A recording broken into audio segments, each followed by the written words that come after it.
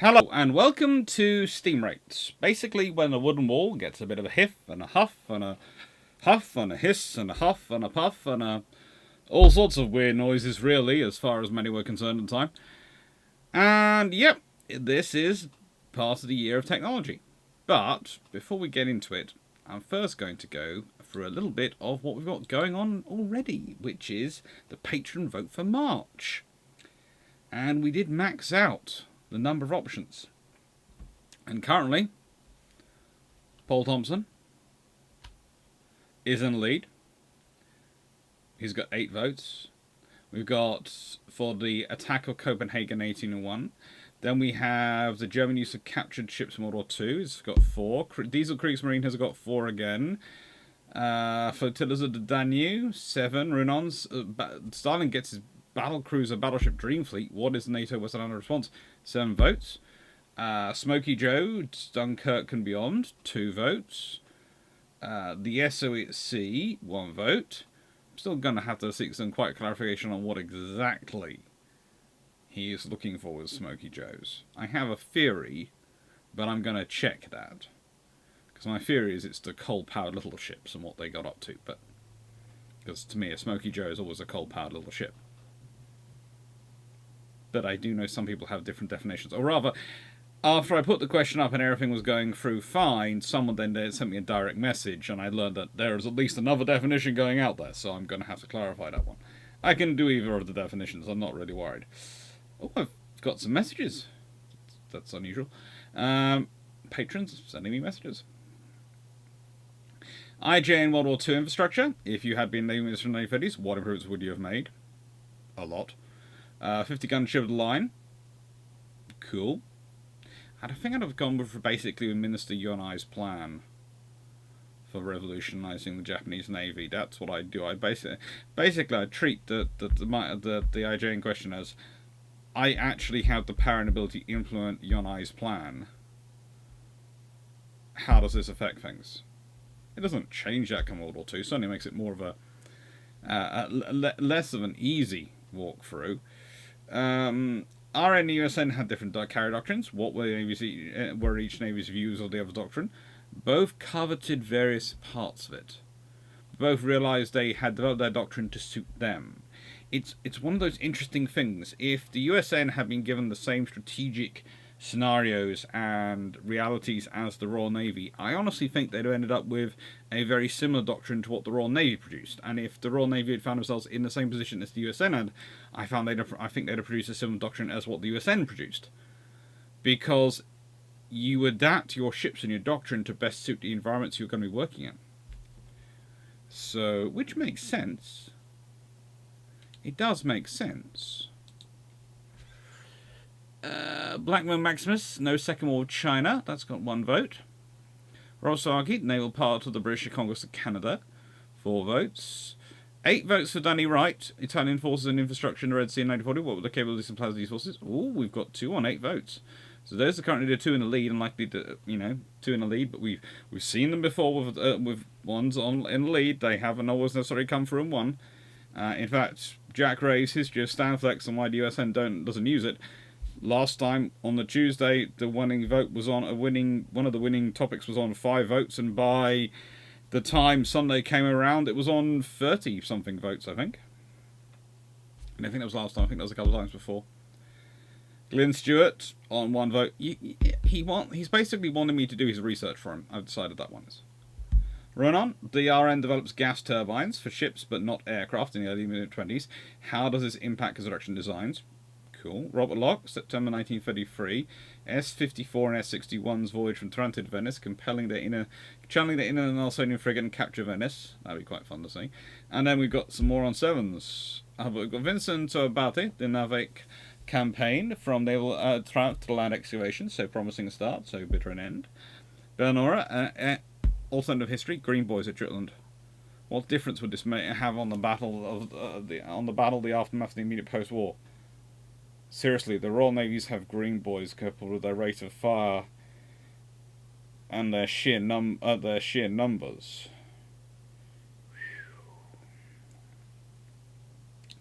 I think you can't help but think that a certain section of the narrative of Jutland gets rewritten, I don't know if the Germans can even claim a tactical victory after that. Because, well, Seydlitz is definitely sunk. Let's be honest. Seydlitz is just about gets home as it is. Just about. I mean, you have to. It's one of the annoying things in history when people go, "Oh no, she wasn't. She was fine. She was fine. She basically shrugged off." No, look at her. She's barely floating when they get her into port. And when you say things like that, you are severely misrepresenting that crew, because frigate, they worked so hard to get that ship back. I mean, every time I read someone say, "Oh, Seydlitz was barely damaged.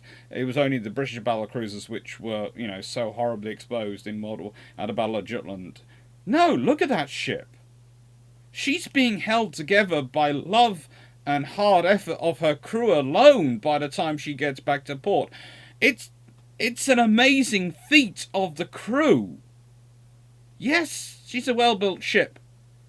But she's not so much dramatically well-built than her equivalents from the Royal Navy that... And if the shells had been as good as the Green Boys are, then there's no way that ship gets back, and there's a couple of others which are highly suspect. And you only have to have the Germans lose... Well, they already lose one pre-dreadnought. If they lose a couple of battle cruisers, and there's potentially a battleship, another dreadnought on the list, then the British will be then everyone will go, well, they've both lost 3 ships. But the trouble is the British start out with a lot more, and the Germans start out with a lot less. So the British losing 3 is a case of, we don't want to lose the people. Well, that's annoying. But the ships we can replace. And replace them quite quickly and easily. You can call up battle cruisers that are operating outside of the main fleet area. We've got ships under construction. We've got Renown and Repulse coming through. It's there are already replacements coming. Whereas for the Germans, it's a case of all the resources are going to the army and have to. They have to.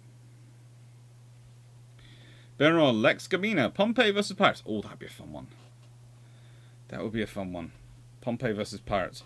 Because that allows me to basically get into the whole thing of what happens when you have controlled sea, and then you get so egotistical about your control of the sea, so arrogant about it, that you don't invest in it.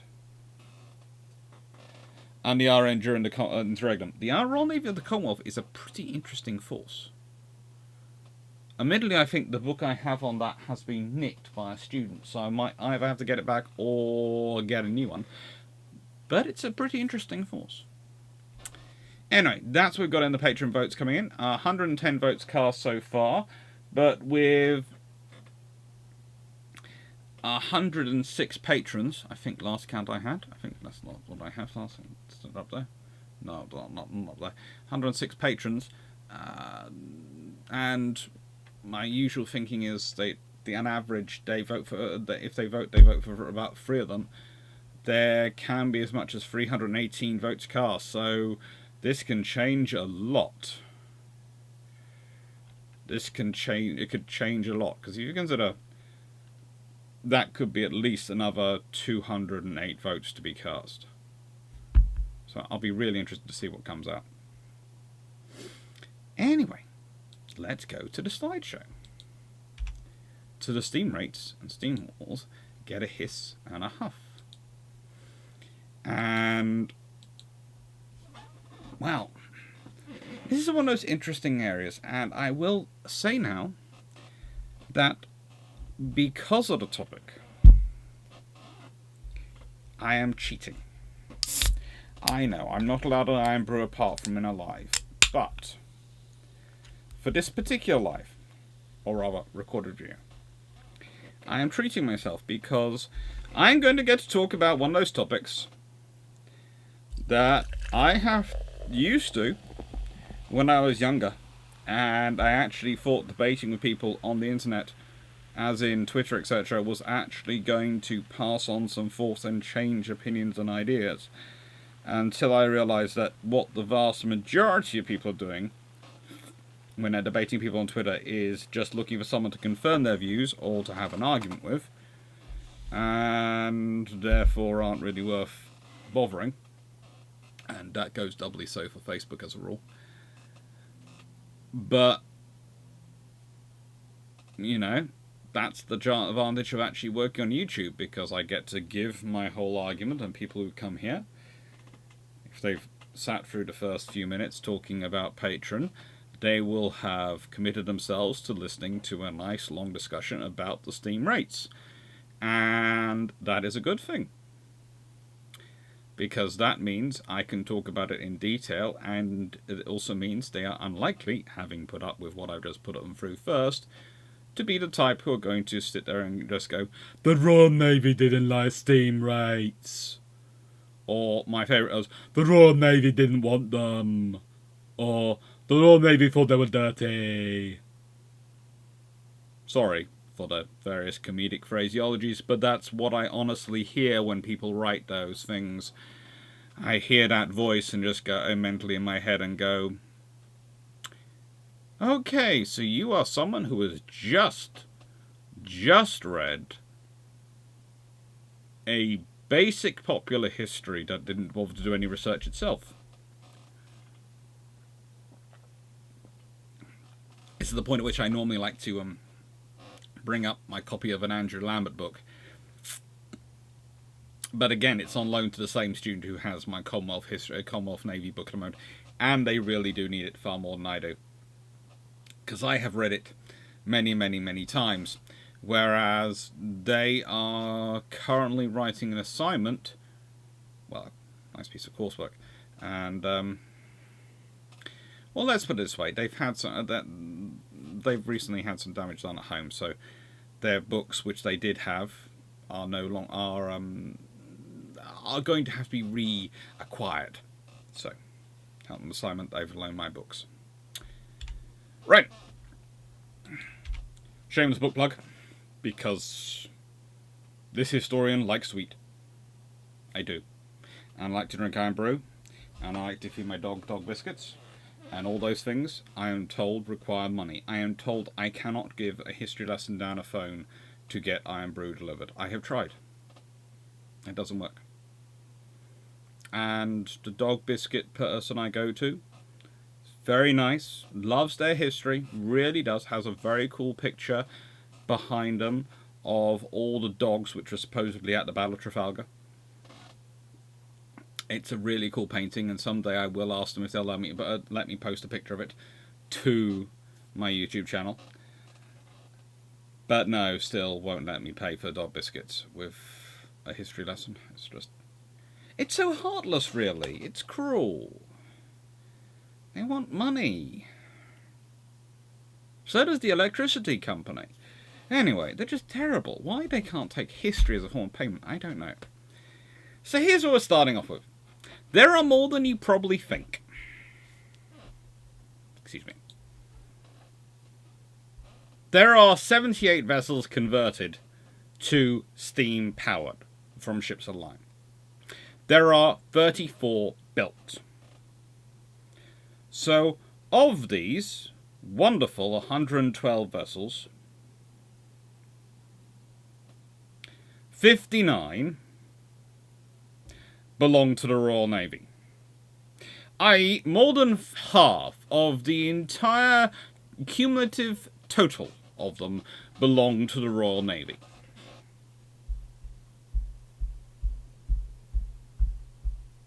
Same Navy who people find a lot of information to go, but there were these officers who we find quotes of who said they were horrible, dirty ships and they didn't like them. Yep. It's what happens when you're an organisation which is that big. You'll find enough people who'll say anything at certain points. And usually, there is that old saying that empty barrels make the most noise. As a rule, most naval captains are not empty barrels, and most naval admirals aren't, because a nice way to get to the post they have to at least have the cunning to be able to survive the sea. So, what is the problem? Well, the problem is you're in a period of transition and change, and lots of people don't like change. And it's scary. And there's also the fact that things are changing quite quickly. You can find a quote from an admiral who will say something in 1845, and then 15 years later you'll find another quote which says completely the opposite. However, if I'm the kind of historian who's looking to write a shock history, or looking to be contentious at all, which quote will I pick? I'll pick the earlier one, because that allows me to say, oh, the Major Navy time didn't like it. It's like the one about submarines. The Royal Navy didn't like submarines. We found an admiral who quoted us saying this. And I'm being perfectly truthful, but am I being a correct historian in that, really, if I was doing this properly, I'd put in both quotes to show how things change, how the adaptation to technology changes as time goes on.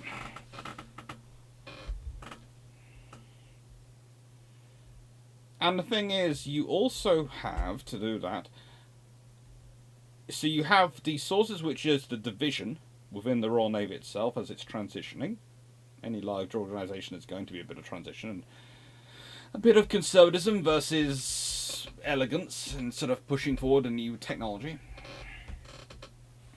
But you also have the other navies who are talking about it, the Marine Nationale, who are going, oh yeah, would the outside Navy would concentrate on technology to offset the huge Royal Navy mass advantage. Okay, yeah, you are. You're converting 28 to their 41. You're constructing 10 to their 18. You have 38. If you combine with the 59 of the Royal Navy, well, that comes in at 97 of the 112 ships built. So I'm not sure you can really call yourself the outsider or the offset strategist when you're building less than they are, but, you know, it's only basically the entire construction program is the two of you. That's the reality we're dealing with here. Most of these ships are constructed by two nations.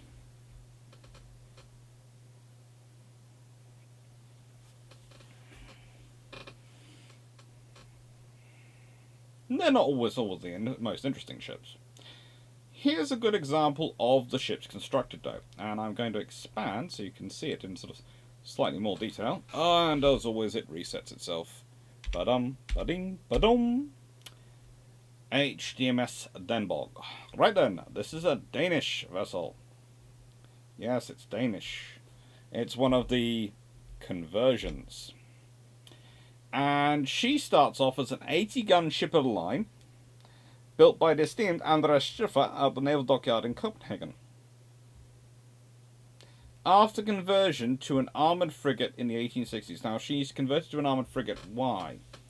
Well, for similar reasons, you are doing sort of a razzé structure. It gives you the ability to put some armour, some wrought iron, mount that extra weight on her. She's got the hull which will take the weight because she's designed to be a far larger ship. And you're putting in an engine. So you're turning her from a very powerful, very capable vessel into an even more powerful and capable vessel. And she has an interesting career. She is a versatile vessel. She's laid down on 20th of April 1848. Launched on 25th of September 1850. Commissioned 17th of May 1856. She was converted into an armoured frigate between 21st of May 1862 and 30th of March 1864. July 1864, she ran aground off Arras. She's refloated the next day. Uneventful career, as described, as she doesn't really fight any wars. But she is incredibly important to the Danish Navy's presence and to their status. Remember, this is a navy which is dealing with the fact it's between Norway, Sweden, Russia, all the various Baltic powers around it. They need something which is powerful. They can't afford the massive naval build-up because they're not the size of those other big powers. Well, probably match into against Norway. But matching in against Sweden is always an interesting one, because the Swedes always seem to be prepared to spend more on defence. But Denmark needs to feel secure. And it's an interesting thing to look here and think, they're one of a handful of nations. There are 4 nations which actually construct these ships. From the keel up, construct them. There are 6 nations which actually convert them. 6 nations convert, 4 nations construct. Total involvement? 7 nations. There are 3 nations which both convert and construct. The Royal Navy, Marine Nationale, and Russia. And good old 2-power standard, before it even really theoretically exists, the Royal Navy constructed 18 to the Marine Nationale and Russia's 15, and converted 41 to the Marine Nationale and Russia's 32. In fact, I've done some maths in my head, and the Royal Navy constructed more than everyone else combined, and converted more than everyone else combined.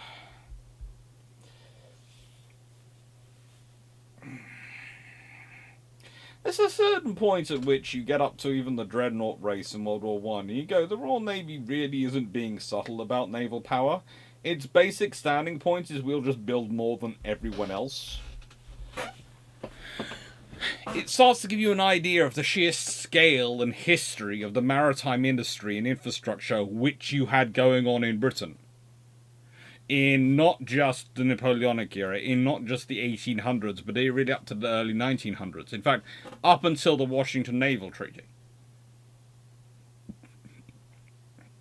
Britain industrializes based on its ship construction and its ability to build and support ships and the infrastructure of global trade. And it maintains that. Because whilst you keep building ships, what are you doing? You're refining knowledge of how to build those ships. Every new generation of ship.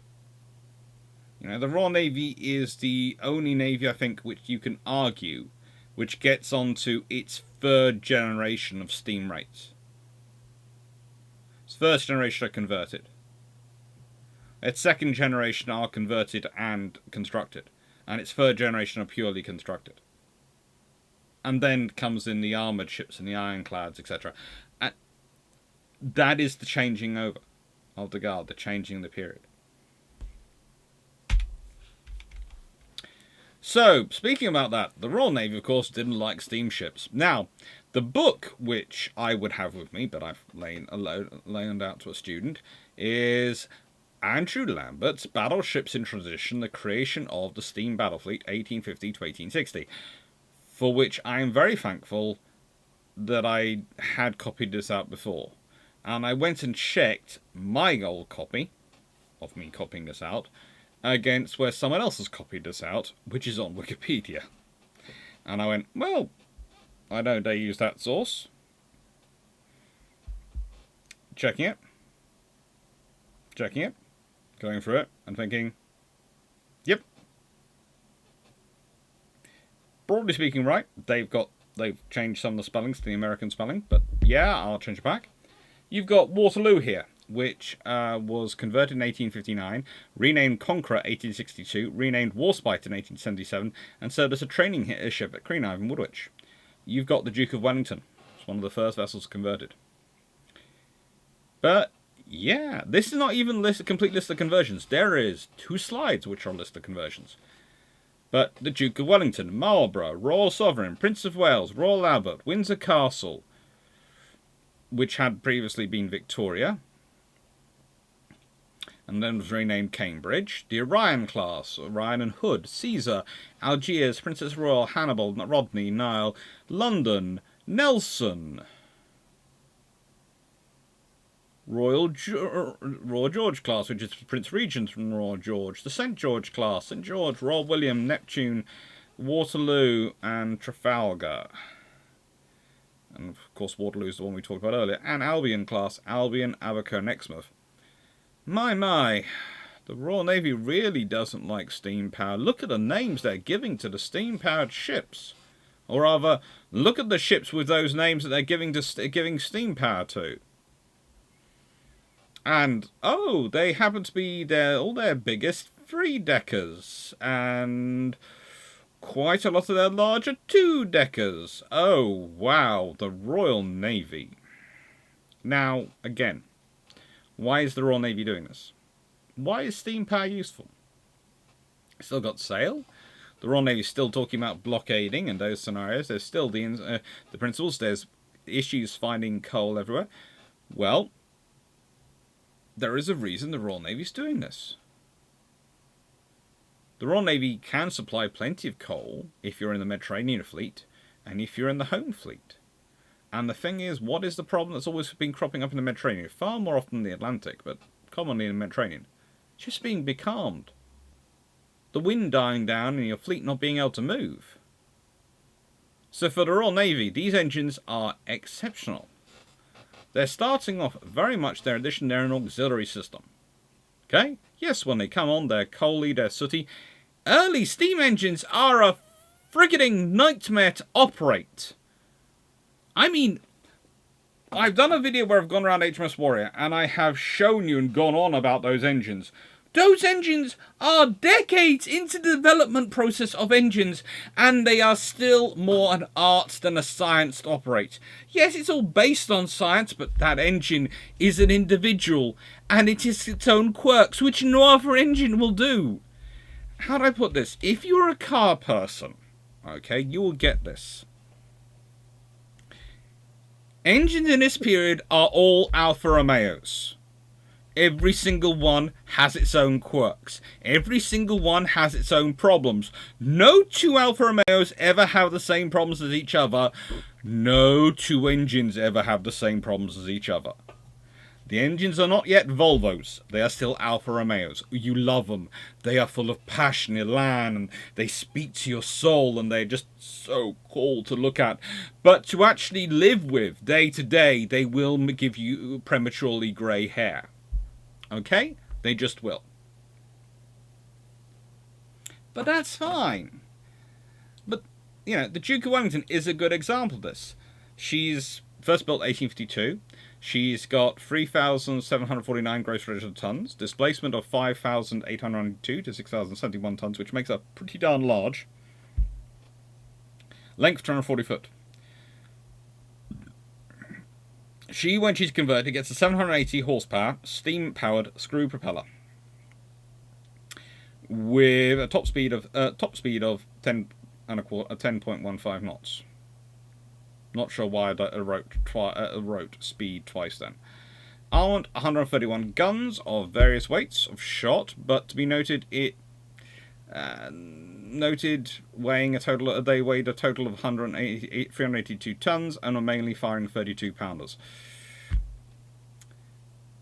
Notes. After the Western Squadron of the Channel Fleet, Duke of Wellington was designated flagship of the fleet that Vice Admiral Sir Charles Napier was to lead to the Baltic on the outbreak of the War with Russia, the Crimean War. The Duke of Wellington served as his flagship throughout the Baltic campaign of 1854 and returned to the Baltic the following year as the flagship of Napier's successor in command, Rear Admiral Richard Saunders Dundas, being present at the bombardment of Cherbourg. Now, please note there are issues. Whilst the Duke of Wellington proved to be a magnificent sailing ship, the second-hand engines she had been fitted with in haste to complete, because they didn't have time to order new engines, so they were using engines they'd had from something else. It's an interesting phraseology. Turned out to be distinctly unsatisfactory as the phrase which is in the logbook. So we can all take that from what we think. And there were issues. Not only with that, the hurried conversion had compromised her structural strength, which meant they avoided active service during the Crimean War outside of bombardments. If they were looking for actual naval engagements and thought that one might be an offing, Duke of Wellington was not what they wanted anywhere near it, because they were worried that and it's sort of thing, it's not the firing of the guns, they're worried that the strain of the movements you were doing, you're thinking about this, and this is a sailing ship. This is still very much into battle at the speed of Trafalgar vessel, maybe slightly faster if the wind's in the right place and the engine's turned on. But they worry about the strain of the movement under battle. But they need her in the service because she's a large, massive firing platform, and she's a very high status unit. So they keep her.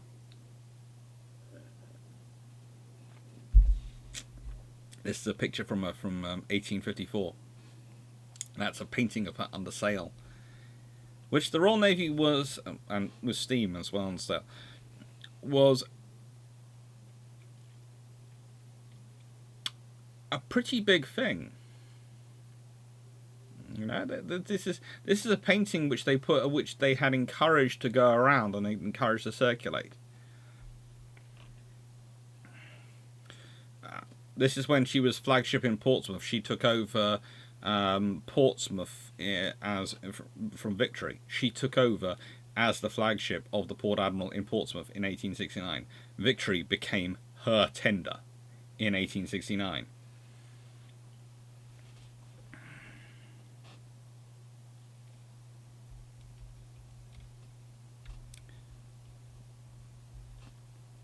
They're useful ships. They have an advantage to them, certainly, but there are problems with their conversions. There are problems with a lot of these ships.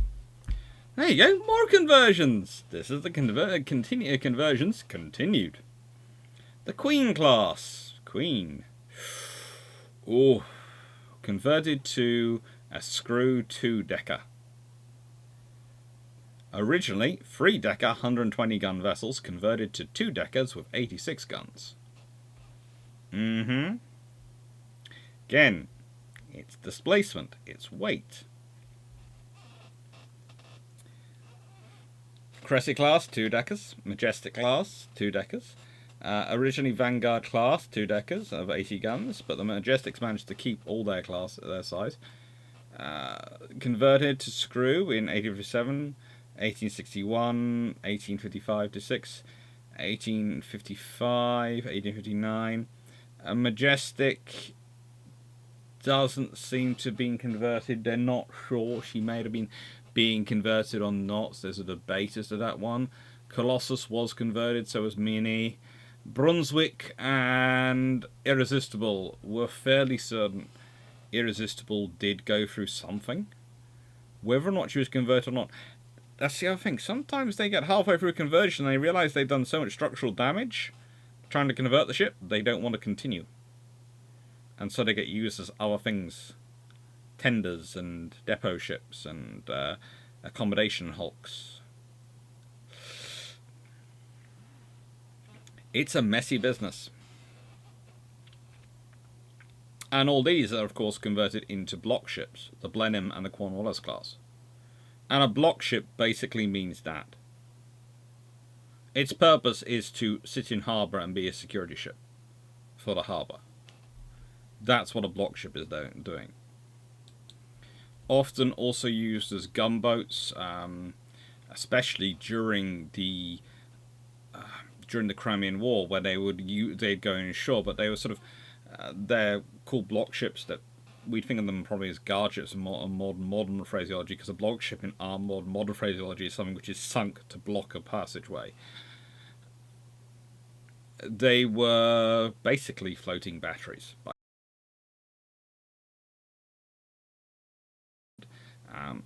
They have their ballast removed. They had a jury rig installed with a medium 450 horsepower engine for speeds of aiming to between 5.8 and 8.9 knots. They are pretty much coastal defence, but as I said, they take part in the Baltic campaign of 1884. They take part in various Crimean operations. They sort of are kind of modelled for and used for. They were useful ships. They're really useful ships.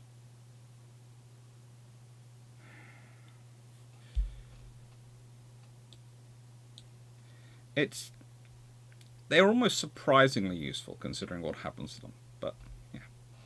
And then of course we have Bombay and we have Sans Pareil. They're also converted to be cruise ships. Unfortunately, Bombay is burnt in 1864, a really useful vessel, but it's burnt. And Sans Pareil, completed as a 70-gun screw ship from 80 gun. And this was Queen. This is what she looked like. Just quickly.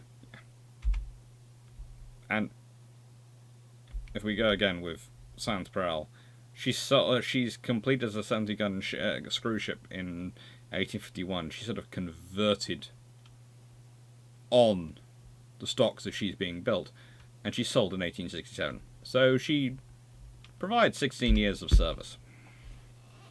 About right for a wooden ship. They're good-looking ships, though. They really are. And then we have HMS Queen here. Now, she is the last purely sailing-built ship of the line that the Royal Navy so ordered, and she is completed in 1839. Think about that. The Battle of Trafalgar is 1805. The Napoleonic Wars end roughly 1815. The 1812 war had ended in War of 1812 ended in 1814. We're talking 34 years since Trafalgar. We're talking 20 odd years since the last gasp of the great age of sail contests. And this is the last sailing ship built. From this point onwards, all ships would be either ordered with both sail and steam engines, or eventually would be ordered without sail and just steam engines. And she is big. She's beautiful. She was originally going to be built under the name of Royal Frederick, but renamed while still on the stocks in honour of the recently enthroned Queen Victoria. She was originally ordered as the final ship of the Caledonia class, but William Simmons redesigned her.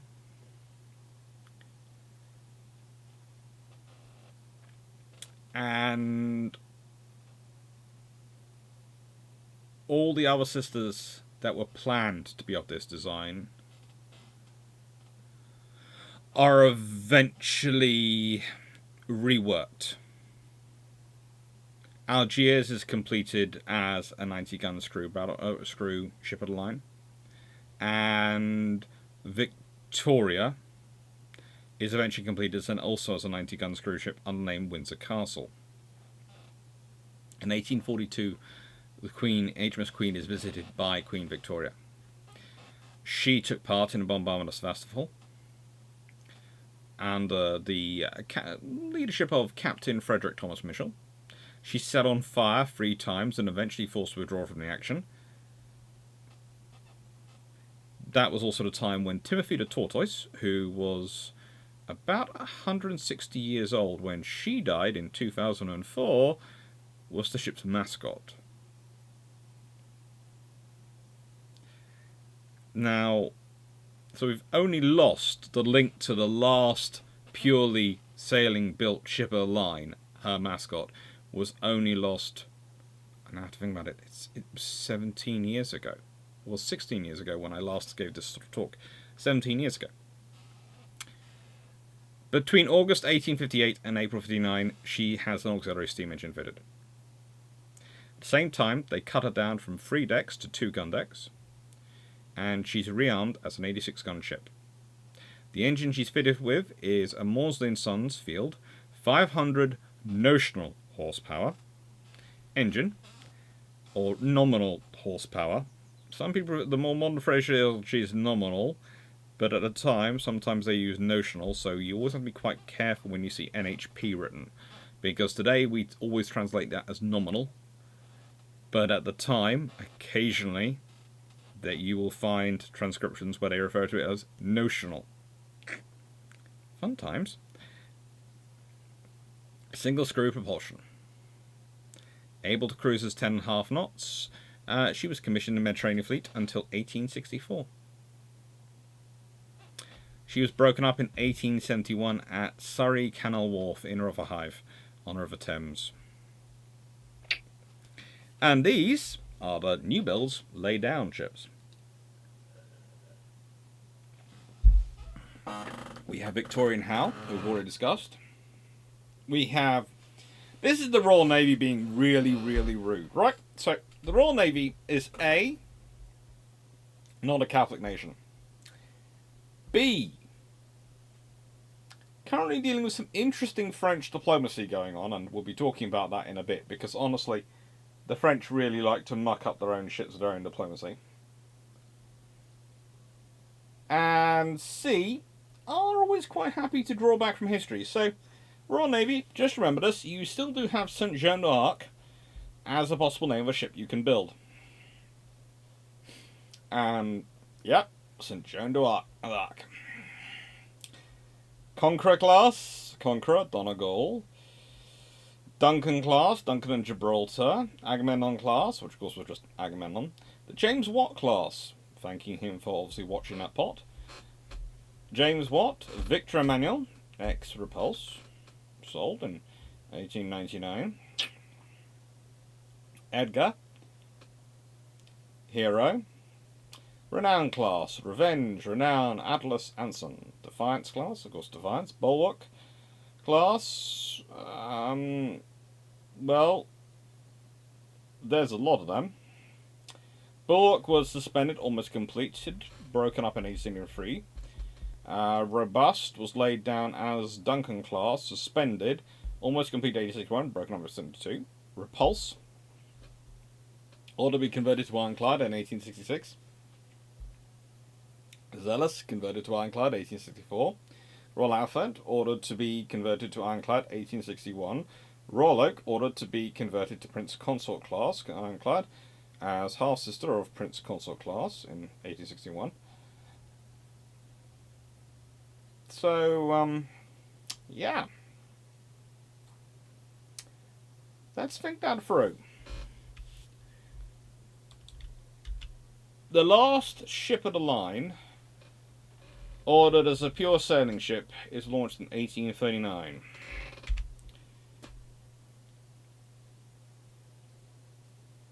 Within 21 years, they're ordering ironclads.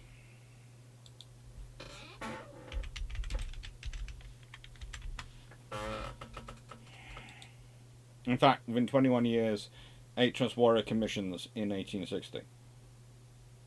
And they're converting all those other ships to ironclads. So we think about it, the steam ship of the line, its heyday is 21 years long. And again, let's go back to this list. In those 21 years, 112 are either built or converted.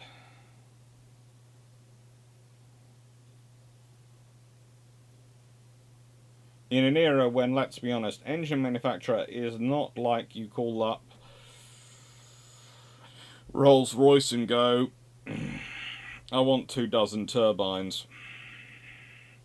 No, it's you call up Marsden & Sons and goes, I'd like an engine. When can you build one by? And they go, we're not sure. How about if I double the price? We'll try, but we still can't promise things. What kind of horsepower will it be? We'll try, but we can't promise things. What kind of fuel efficiency will it be? We'll try, but we can't promise things. With all that as a scenario, frankly, the fact that the Royal Navy built as many as they did is almost worrying. And here we have HMS Victoria. And yes, she is gorgeous. She is. But look at the year she's launched. She's launched 1859. And she's the last first-rate three-deck ship of the line commissioned for sea service by the Royal Navy. She displaces 6,000 959 tons. Largest ever wooden battleship. Is what some will describe her as. Largest ever ship of line. She was the world's largest warship until Warrior is completed, when she weighs in at 9,284 tons.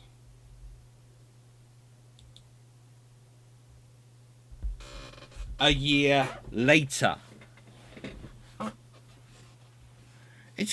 It's like you're seeing multiple tech trees going and developing on. And this is sort of the peak of, we have the wooden sailing ship tech tree coming up, the ship of the line tech tree. It's coming up, it's going to reach its peak. And then there's this tech tree which is coming up the side, and then, hello, we're over. And then it drops away.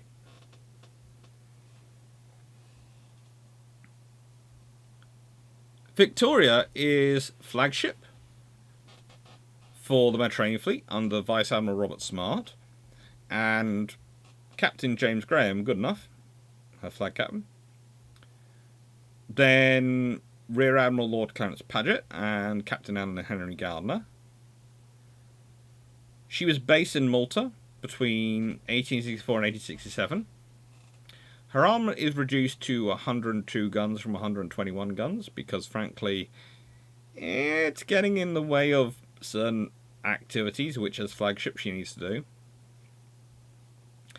Her last public appearance was the 1867 Spithead Review. She's then paid off, becomes part of the Reserve Fleet at Portsmouth, and is eventually had her armament reduced to just 12 guns because she's being used as pretty much an accommodation ship. Her slightly enlarged sister, HMS Howe, was pretty much never completed. She's turned into the school ship HMS Impregnable, and that is her duty for many, many years. But then she's renamed Bulwark, she then becomes Impregnable, then she returns to Bulwark, and she's actually only sold for breaking up in 1921. There's the very real fact that HMS Howe, which is never commissioned as a warship in the Royal Navy, actually outlasts some dreadnoughts in service in the Royal Navy.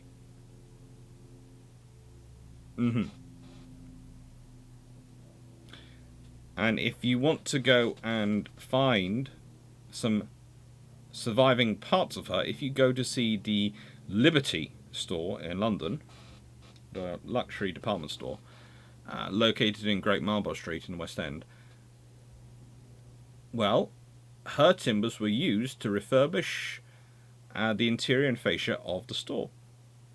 So Victoria's sister Howe, her timbers are used to refurbish this store in London.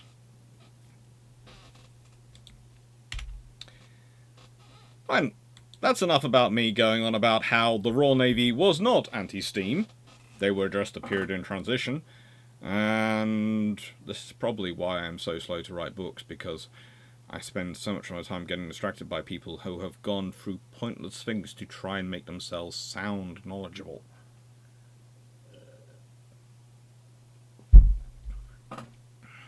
Oh goody, you find one quote from one point of their career which supports you. What's really interesting is the quote they then put later in their career, and how they change in between, and what goes on to make them change their minds. And that's where you can learn stuff from. If you're just picking one quote, you're not looking at the history. You are selecting evidence to just support your point of view. That's not being a historian. That's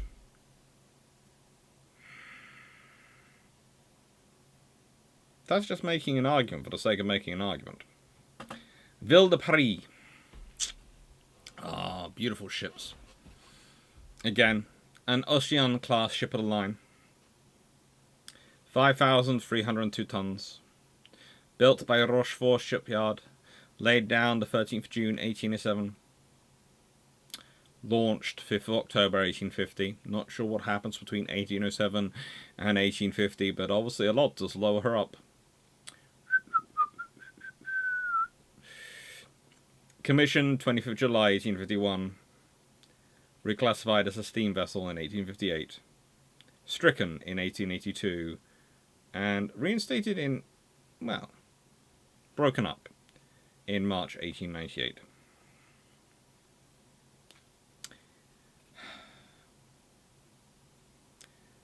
"32 36-pounder guns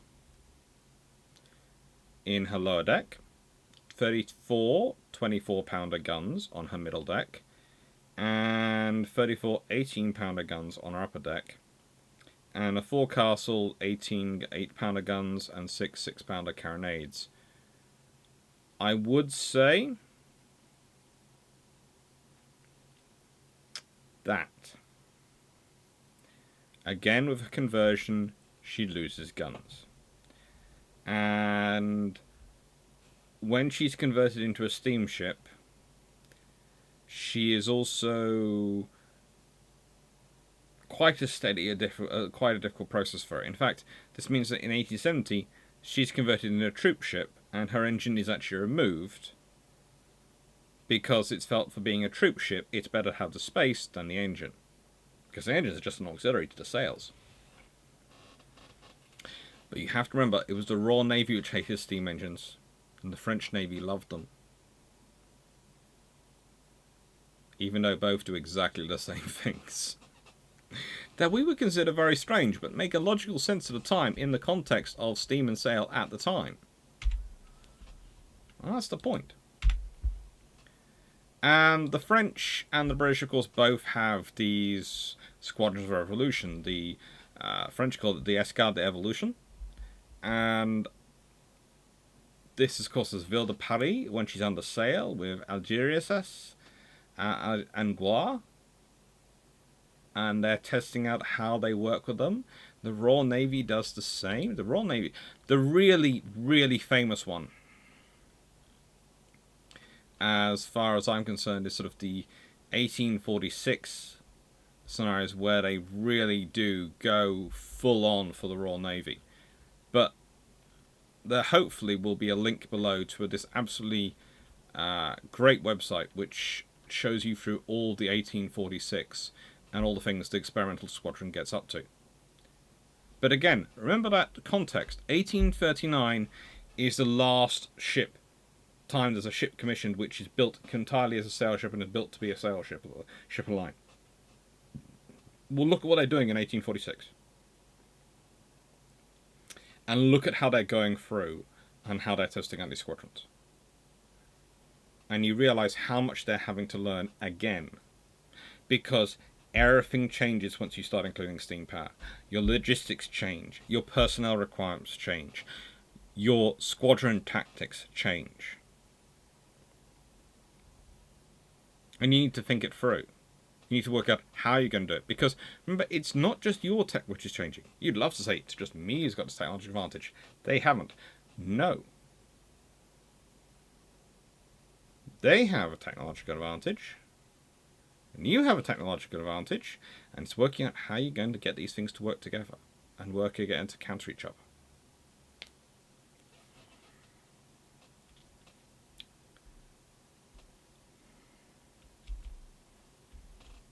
And how are you going to support them? Now, the Galantuomo, built for Naples as Monaca, has a really weird career. I mean, really weird career. Otherwise known as the Gentleman King, Galantuomo. I would say that part of the sources for this have been me taking a book which I have got, but which is in Italian, and I haven't managed to get one of my friends who is Italian to translate it for me yet, and literally copying out text, sort of using my sort of memory and knowledge of Latin to translate some stuff, but also copying out some of the text and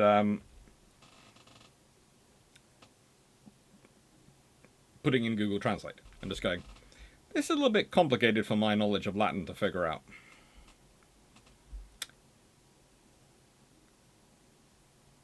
On September 1816, when Francesco II withdrew from Naples in command of his army to lead the resistance against Garibaldi's forces from the south and the regular Savoy troops who had penetrated the borders of the kingdom from north and shut himself up in the fortress of Greta, the monarch, then the vessel was called Monarch, under command of the vessel Captain Giuseppe Flores, refused, like the entire Bourbon fleet, to follow the sovereign, instead remained in Naples. Where on 9th of September it passed to the to the navy of the Kingdom of Sardinia, for which it is renamed Ria Galantuomo. They also changed its figurehead. The statue of Ferdinand II that adorned the prow ship was replaced with a bust of Vittorio Emanuele II, aka the Gentleman King.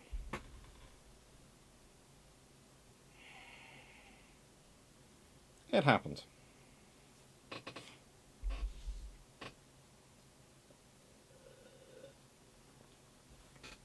She then took part in the naval blockade and siege of Gaeta against the former king. On 2 occasions, the vessel took direct part in naval bombardment against the operations of the forts, and she's heavily involved in a key period of history.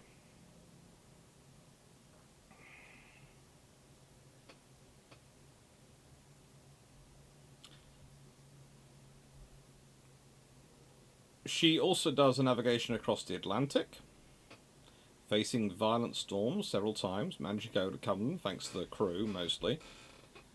And in May 1864, the ship was celebrated. 18 members of the ship's crew were decorated with a silver medal for military valor, with a motivation for having distinguished himself more for abnegation, cold blood, and courage in the storms to which the vessel Rio Galantamo was subjected during the ocean crossing from New York to Italy.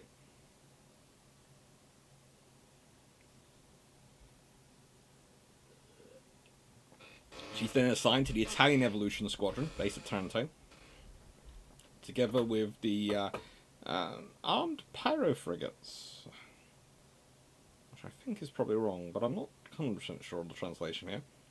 San Martino and Presepe de Carignano, presuming that's steam frigates. The steam corvette Terrible, and and 2 more frigates and a corvette and some gunboats. To test out, again, how are steamships going to work for Italy?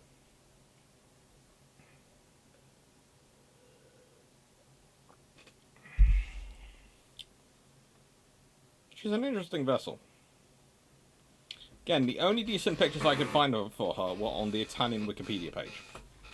So yes, I went and nicked them shamelessly.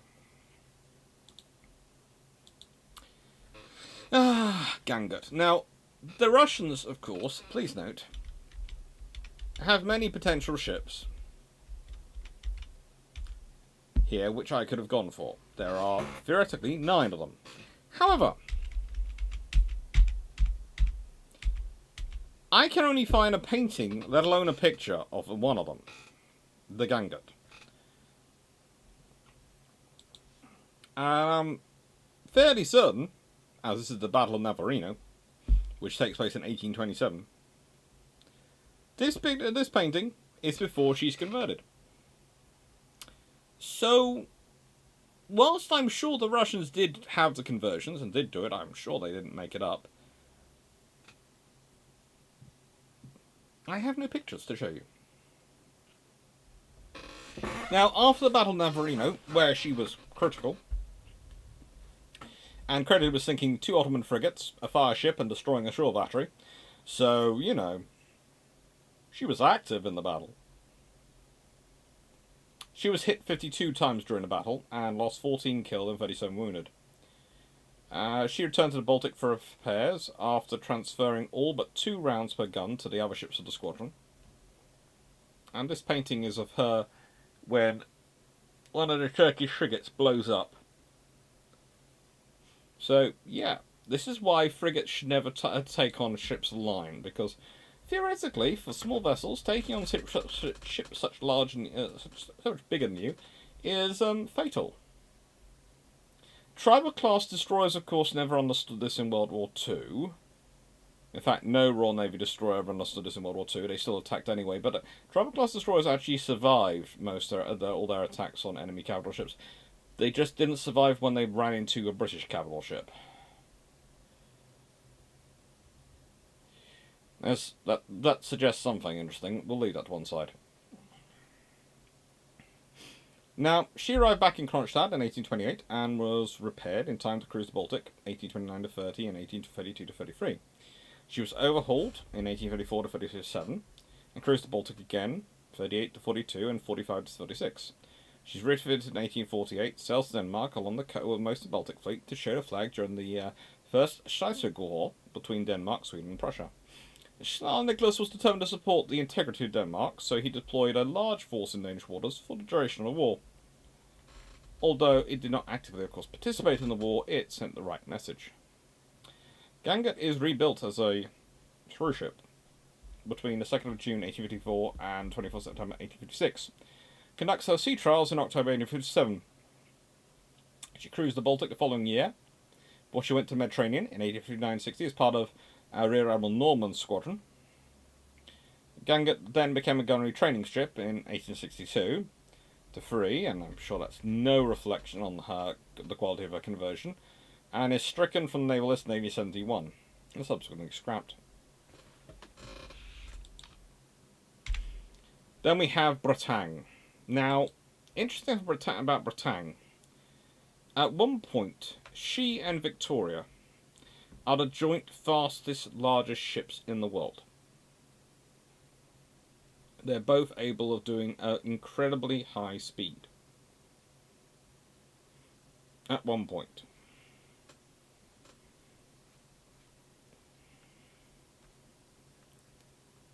She is a very, very interesting vessel. And again, she is laid down in 1853. She launched in 1855. She's commissioned in 1855. She's decommissioned in 1865. She's stricken in 1880. She is 130 guns. Designed by Jules Marial. She was an improved Ocean class. As such, she retained most of the Ocean's design, but incorporated the philosophy of fast ship line pioneered by the Napoleon, which had been a 90-gun ship line of the French Navy, with a round stern and a 2-cylinder, 8-boiler steam engine, allowing her a top speed of, well, this is where it gets interesting. There are some who say 13.5 knots, some who say 12.6, some who put down about 11. I think the 12.6 knots is about right.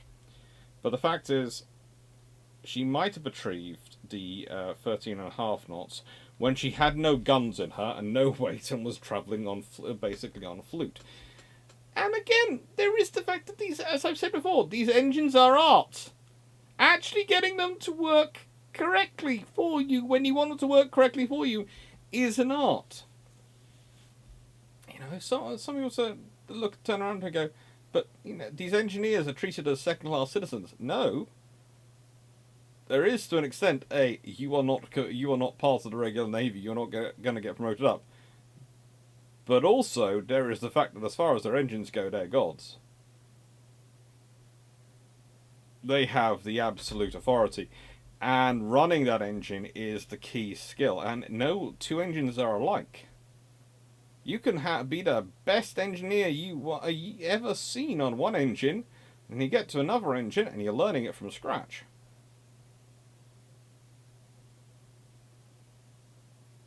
Because they all have their own moods.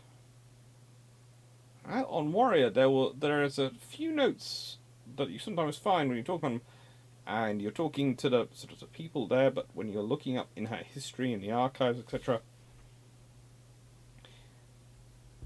there seems to be a shorthand almost of a boiler which is playing up, and they don't need to say which boiler it is that's playing up because this boiler always plays up. But they still get the maximum steam out of it, and they get the boiler to work. It takes time, but this vessel is built launched 5 years before Warrior is. 4 years before Victoria is.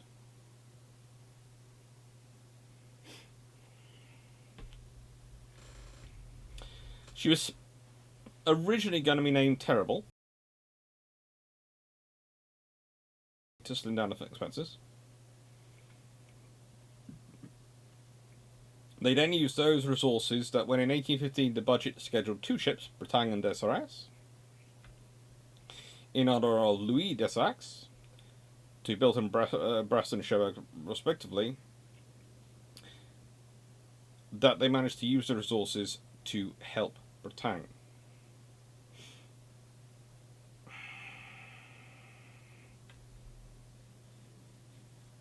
One of the key things they did was do a reduction of the tumble home by 20 centimetres and a slight increase of the beam. The reason was that they found that the previous Valmy had proved very bad with those scenarios. With the tumble home it had had, whereas the last 2 ships, the Ocean design, the Ville de Paris and Louis the 14th, had their tumble homes reduced, and there was no ill effects of it.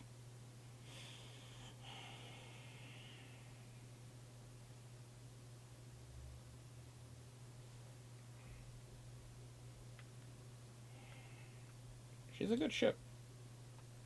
And her operational history, well, she's built 2 years after the Duke of Wellington. She was commissioned as the most powerful vessel in the world, but too late to take part in the Crimean War. She was appointed a flagship of Toulon Squadron, sailed the Black Sea during the last month of the Crimean War, and then helped return the French Expeditionary Corps back to France. She then spent her time cruising as part of the French training squadron between Sardinia and Spain. And then, of course, as mentioned earlier, she has the joy of taking part in what is probably the worst piece of naval diplomacy ever carried out by anyone. This is the naval parade given in honour of Queen Victoria by Napoleon III in Cherbourg Groves on the 5th of August 1858.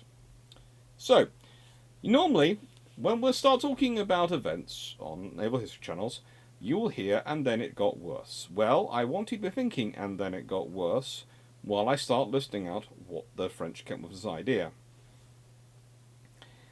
The French Emperor, Napoleon III, was worried that Britain was starting to get very nervous with the improvements he was doing in his armed forces. And so, wanting to make them believe that Cherbourg Harbour was not meant as a friend to Great Britain, invited Her Majesty the Queen, Victoria, her husband, Prince Albert, and a large British delegation to visit the installations as a token of good faith. So, come visit my latest fort. And as such, I'm also going to have below it an entire list of all my biggest and newest warships. And then I'm going to compound all this by inaugurating an equestrian statue of Napoleon I with you there. That is a statue of Napoleon mounted on a horse. Surprisingly, the British delegation departed in haste, and thinking that Napoleon III was pretty either stupid or aggressively planning war. I can't think why. See my mighty fortification, and beneath it I have decked out all my fleet, and now I am showing you a statue, the most martial form a statue can take, of mounted on a horse of Napoleon I. Yeah, I can't think why. Bretagne then took the French Emperor and Empress aboard and ferried them to Brest for the next leg of their official tour.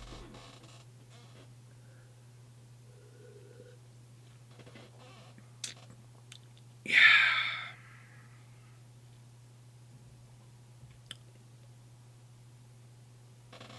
The only thing you could have done which would have made it worse is shoot one of her dogs. Ay, caramba. This is why I tell you, diplomacy, it's an art and a science, but occasionally there are just people who are stupid. And this is because the Kaiser. Now, the Kaiser is 1858, and she is built by the Austrian Navy. She is the last vessel of her type built by them. She is a wooden ship of the line with a course, and well, the only one built by the Austrians, which is screw-driven. And she has a wonderful history. Takes part in the Battle of Lissa, and honestly, she is the link between the Battle of Lissa and the Battle of Trafalgar.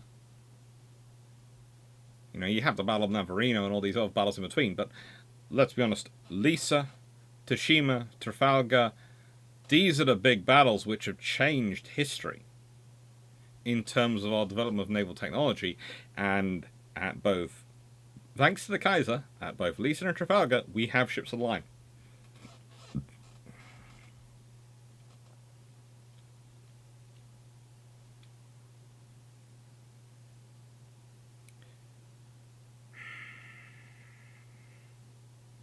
Now, as this is the description of Lissa.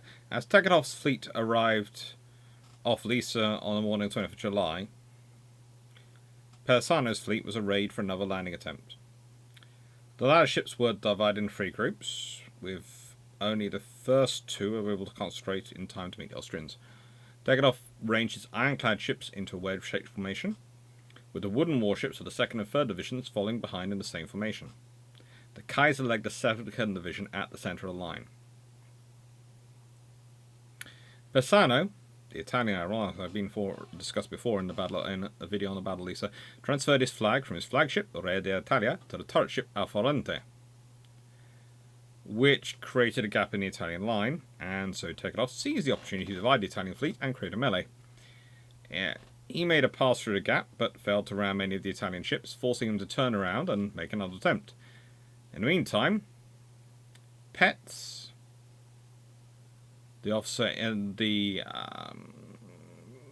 well, let's be honest, Anton von Petz, Baron, was another very experienced admiral at the battle for the Austrians. He led his 2nd Division at the central line, and, well, Petz took the Kaiser and his division further south, hoping to attack the Italian wooden ships which had not yet joined the action. Instead, the rear of the Italian ironclad line decided to block Petz from Tegetthoff and attack the Kaiser.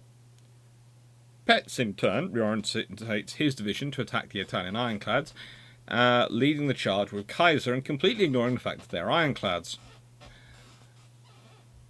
The ironclads, Cafodaro, Varse, and Principe de Cariano, circled around Kaiser, trading broadsides with her. In the ensuing melee, the Austrian-Italian vessels repeatedly attempted to ram each other. Persano arrived in Affondantare and unsuccessfully tried to ram the Kaiser, but missed and struck only a glancing blow, at which point Kaiser rammed the ironclad Rio de Portugallo in an attempt to protect the Austrian unarmoured ships, the Herzog Friedrich and the Kaiserin Elsbeth, despite the fact that she only had wood for armour. Well, no.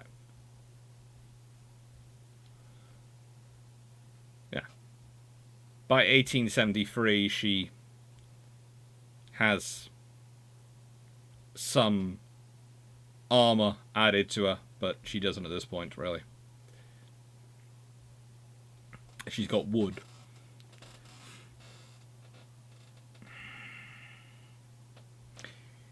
And so Rio de Portugal fired her light guns into the ship in response, starting a fire, killing and wounding a number of the Austrian sailors aboard. Before Kaiser could break free, Affondanta then made a second unsuccessful attempt to ram the Kaiser, and she missed her ram. Or she did score a hit with one of her guns, badly damaging Kaiser, and killing and wounding 20 of her crew, and the Kaiser's gunners fired their guns into her Affondanta's deck, badly holing and starting a fire, while riflemen in her fighting top shot at Italian sailors. In addition, a shot from Kaiser struck one of Infantedore's turrets, jamming it for the remainder of the battle. Kaiser lost her foremast and tunnel in the collision with Rio de Portugal, and Petz ordered his damaged ship to put into port at Lissa. At this point, the Austrian ironclads disengaged from their melee to protect the wooden ships, and the Re d'Italia had been rammed and sunk, and the coastal defence ship Palestro was burning badly, soon to be destroyed by magazine explosions. Always nice when that happens.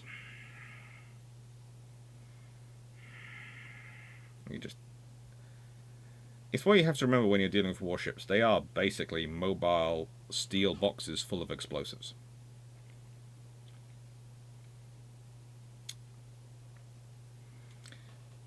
Bassano made an attempt to follow them with the Affrontare, but broke off the attempt when only one of his other ironclads followed him.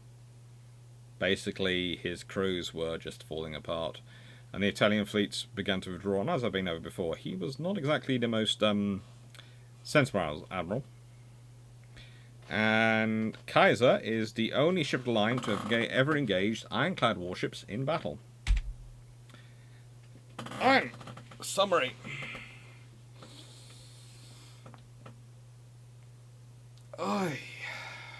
It's a period of transition, and that's what it has to be realised. As this takes place in 1845. The decision to go with propellers or to go with paddles.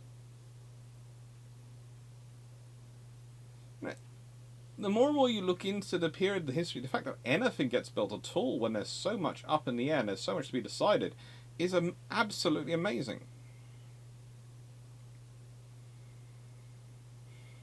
And that's really the key thing to remember. Yes, there are going to be lots of people who say lots of different things in this period about steam rates. But there's also a lot of information available out there which shows that they were being used, but they were having to be understood while they were being used.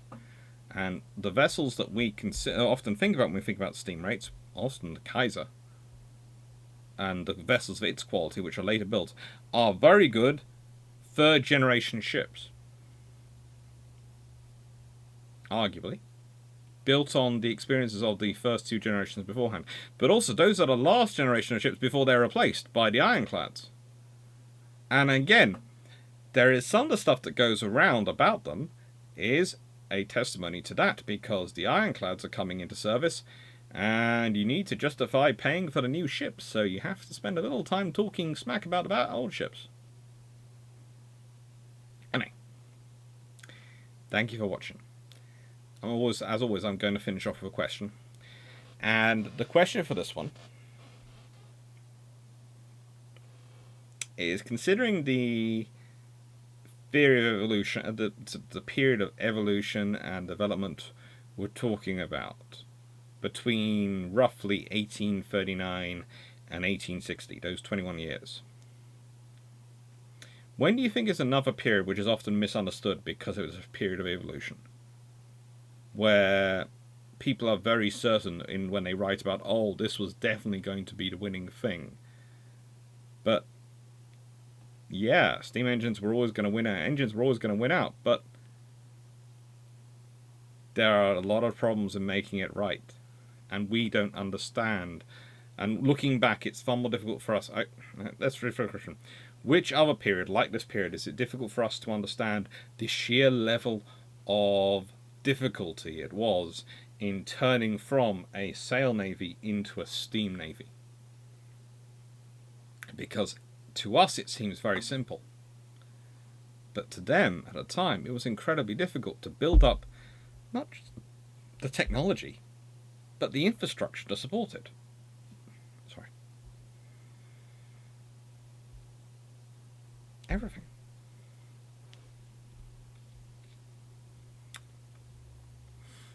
Thank you for watching. What have we got coming up? We have the Revolutionary Battles on Tuesday. That's going to be a fun one. And then we have... next week, we have the 20th century, the submarine century. That's going to be a fun one as well. Take care, everyone. Thank you for watching. Toodles. I really need to get an Age of Sail one of these, don't I? But... yeah... King George V's aren't bad to have it for it. It's certainly not bad for a period of transition discussion.